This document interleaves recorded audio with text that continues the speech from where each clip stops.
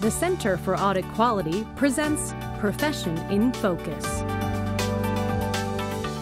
Hello, and welcome to this edition of Profession in Focus. I'm Cindy Fernelli, the Executive Director of the Center for Audit Quality, and I'm very pleased to have joining us today Chris Smith. Chris is the Global Head of Audit and Accounting at BDO. Welcome, Chris. Thank you, Cindy. How are you today? Very well, thanks. Good. So, you've got over 30 years of experience in public company auditing, so you must have started when you were very young. But we've seen a lot of changes, I'm sure, over the course of your career. And notably, about halfway through your career, 15 years ago, was the passage of the Sarbanes-Oxley Act, which obviously brought major changes to corporate and accounting professions. So tell us a little bit about how Sarbanes-Oxley has changed the accounting and auditing profession. Sure. And I think you brought up something that, as I was thinking about this, the context is, it probably is right in the middle of my career, right? So I saw what the profession was like leading into it and have had 15 years to see how the profession has changed afterwards. And I would say a couple things. In my opinion, it's all been for the good, is the change. First off, the principal thing that I know that it did is it put everyone in the financial reporting chain back in their lane, right? So, and it made accountability and responsibility go up and down the ranks. So it's not just what it did for the audit profession, but it looked at it holistically and put things in place for management and audit committees and the SROs. So up and down, I think it had wide sweeping changes, put people back in their lanes, and in the absence of that, probably would not have had the same impact on the profession that it's had. As I go into what has it actually done for our profession, the biggest thing, and the thing that I think about life before and after, and I really do think the Act and the regulations that have come from it tethered the profession back to the standards, right? So all of a sudden it really did make us focus on what our professional standards and rules and regulations said, made us focus on what those words said, reminded us that they were there, and made sure that we understood our professional obligation to read the words and put the words into action. Excellent. So aside from Sarbanes-Oxley, what other changes have you seen over the course of your career? Yeah, so I was also thinking about this, and I was thinking, okay, so the biggest change probably in the 30 years that I can think about is probably my receding hairline. No, but I was thinking, if me of 30 years ago were to walk into an audit room today, what differences would I okay, so there'd be a lot of things the same, right?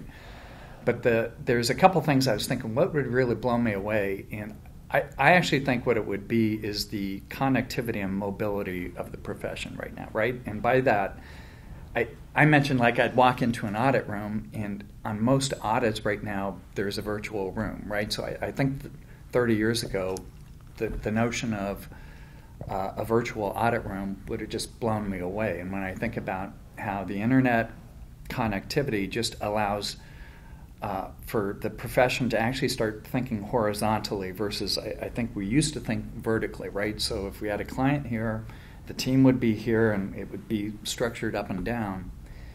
And now it's more horizontal, right? So we have been unencumbered from geography, right? So it's who's the best subject matter expert, who has the skill set, and it doesn't matter so much where the person physically is, it's just are they connected and are they accessible? So, with that connectivity and that virtualness, I'm guessing there are some challenges that come along with it as well. What are some of those challenges? Maybe one of the biggest challenges is in that whole concept of teamwork, where the team is not physically in one spot. In this profession where I think a substantial portion of the learning actually happens on the job. Well, what happens if we're not showing up at the same place every day? So I can't learn from you and vice versa. So how does learning and how does knowledge transfer happen in a disconnected world might be one of the biggest challenges I think we're facing right now.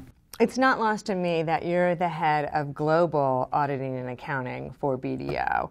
And so I'm imagining that some of the issues we just talked about, some of those challenges get exacerbated on the global platform. So tell us a little bit about that. And I might not use the word exacerbated. I might say that the issues and what I'm seeing are the same, right? And you probably see this as well, is when we think that we have a particular challenge environment in the U.S., what the last year has taught me is that, you know, it's everywhere, right? So it's very familiar to me, to see some of the things that are going on either in Europe or over in Asia, down south. It's about the same, and there's different trends going on that are interesting to me to see. A lot of regulatory trends going on, and an interesting one. I was just in Thailand last week at a regulatory meeting there. It's interesting to see how that region's regulators are actually starting to work in a much more collaborative fashion with the firms and networks in that part of the world than maybe what they were doing 5 or 6 years ago. Interesting to watch what will happen there.